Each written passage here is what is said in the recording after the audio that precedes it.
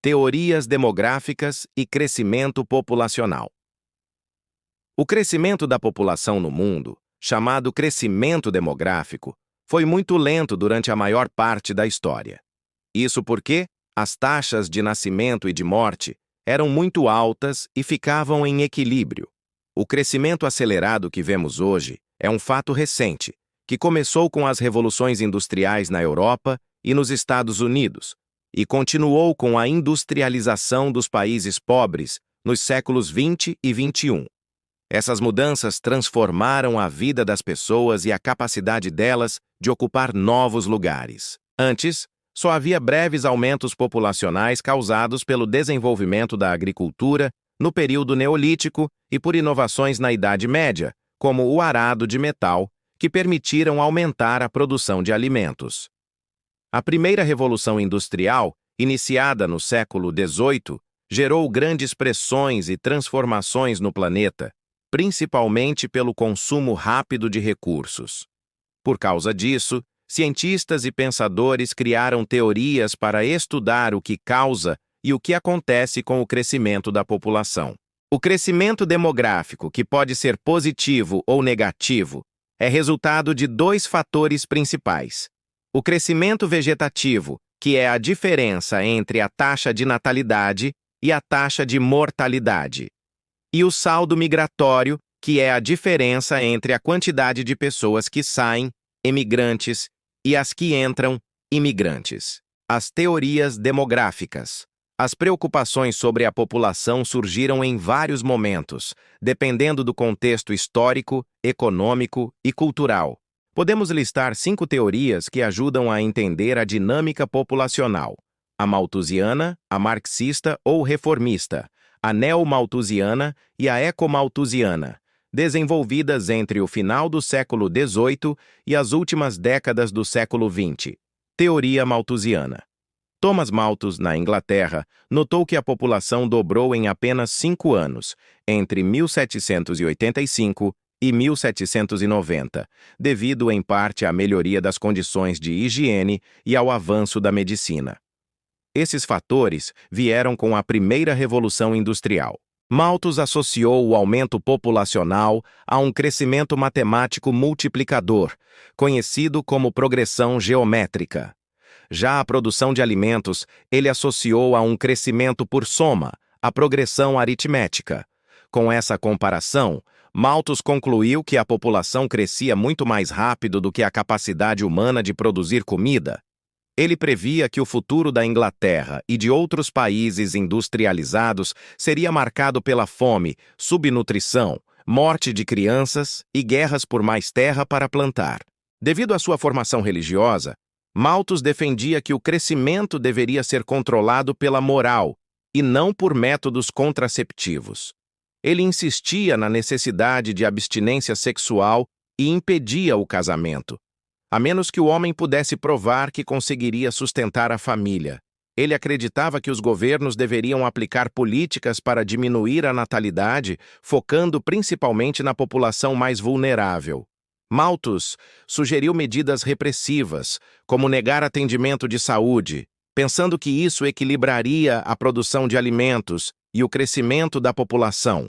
Para ele, a superpopulação era a causa da pobreza, e controlá-la, impedindo que as pessoas tivessem filhos, era a única forma de evitar que a curva populacional superasse a curva de produção de alimentos. Teoria marxista. No século XIX, Karl Marx criticou a teoria malthusiana, dizendo que Malthus desconsiderou as inovações tecnológicas da Revolução Industrial, como a mecanização do campo, que aumentou muito a produção.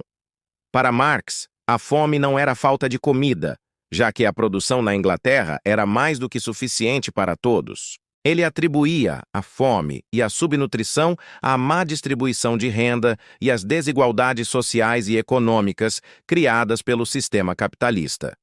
A principal ideia de Marx foi o materialismo, que diz que tudo o que existe, seja material ou não, tem origem material. Assim, a superpopulação também deveria ter uma causa material, que, segundo Marx, era a pobreza. Enquanto Malthus dizia que a superpopulação causava a pobreza, os reformistas inverteram a ideia. Era a pobreza que gerava a superpopulação. Marx argumentava que a teoria malthusiana era usada para esconder a verdadeira origem da superpopulação, pois ela mantinha uma parte da população desempregada. Esse grupo de desempregados, chamado por ele de Exército Industrial de Reserva, mantinha os salários baixos. Quando esses desempregados geravam problemas sociais, o modelo capitalista reagia impondo medidas para reduzir a natalidade. Teoria neo-malthusiana. Essa teoria mantém as bases de Malthus, mas foi desenvolvida depois da Segunda Guerra Mundial. Nesse período, houve um breve aumento de nascimentos, o Baby Boom, que durou cerca de 3 a 4 anos e incluiu a volta dos soldados e a formação de novas famílias. O medo dos problemas ligados à superpopulação fez as ideias malthusianas voltarem. A guerra estimulou a industrialização em países subdesenvolvidos. A industrialização acelerou a vida nas cidades e, junto com a evolução da medicina, diminuiu muito a mortalidade, enquanto a taxa de natalidade continuava estável. O resultado foi uma grande explosão demográfica nos países pobres. Assim, a teoria malthusiana foi retomada, agora como neo-malthusiana. Os neo-malthusianos tinham ideias parecidas com Malthus, mas aceitavam métodos contraceptivos. A conclusão era a mesma. O alto crescimento populacional era a causa do subdesenvolvimento e da pobreza. Eles defendiam campanhas antinatalistas focando na divulgação de métodos contraceptivos, esterilizações masculina e principalmente feminina, e medidas mais duras, como a política do filho único na China. Há denúncias de esterilização forçada em vários países, como laqueadura pós-parto sem consentimento e governos oferecendo dinheiro para quem fizesse procedimentos esterilizantes. A teoria neo-malthusiana é criticada por ser discriminatória, já que as campanhas miram principalmente nos mais pobres. Ela também ignora que a pobreza pode ser a causadora da superpopulação. Os países que adotam essa visão geralmente seguem o neoliberalismo, que diminui o investimento do governo em saúde, educação e empregos, deixando essa responsabilidade para empresas privadas. A tese malthusiana sobre a falta de alimentos foi superada, pois é claro que a produção mundial de alimentos é suficiente e o problema está nas desigualdades sociais. Por isso, o foco neo-malthusiano mudou. O problema contemporâneo não é a comida, mas sim o esgotamento dos recursos naturais em um cenário de superpopulação. Os neo-malthusianos focados na questão ambiental são chamados eco-malthusianos. Teoria reformista. Os reformistas atuais, que seguem a linha marxista, argumentam que a realidade mostra que a pobreza é quem gera a superpopulação. Eles observam que os países desenvolvidos, com melhores condições socioeconômicas, têm natalidade e mortalidade controladas e não são superpopulosos, enquanto os países mais pobres são. As mudanças que reduzem a natalidade e a mortalidade vêm não só da desigualdade de renda, mas também de outras melhorias, como a desigualdade de gênero.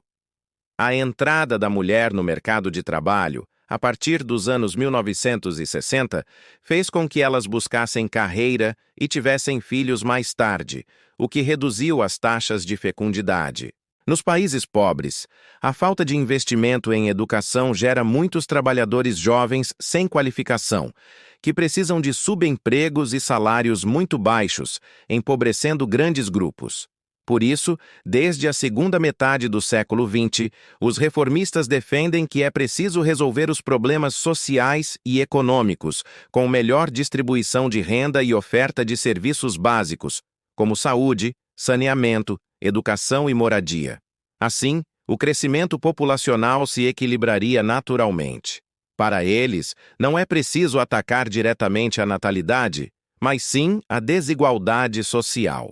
Quando a qualidade de vida melhora, as pessoas escolhem ter menos filhos e o Estado não precisa forçar a redução.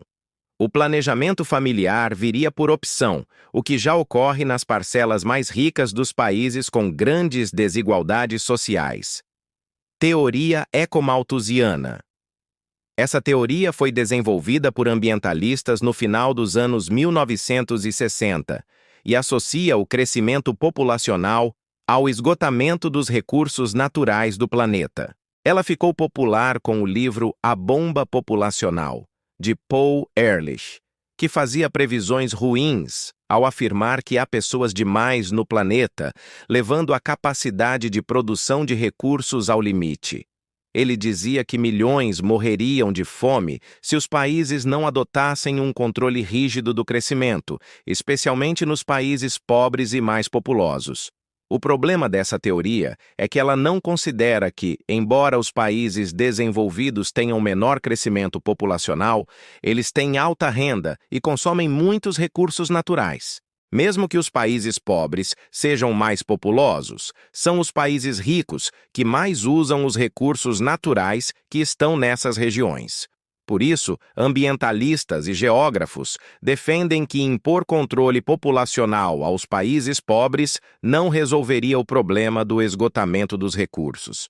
O que mantém a exploração da natureza em alta velocidade é a forma como os recursos são explorados e a consolidação da sociedade do consumo, principalmente nos países mais ricos. A solução seria adotar práticas sustentáveis de extração, produção e reutilização dos recursos, e também criar e baratear fontes de energia alternativas. Os ambientalistas sugerem o conservacionismo em todos os países, que é o uso sustentável da natureza sem degradá-la ou esgotá-la.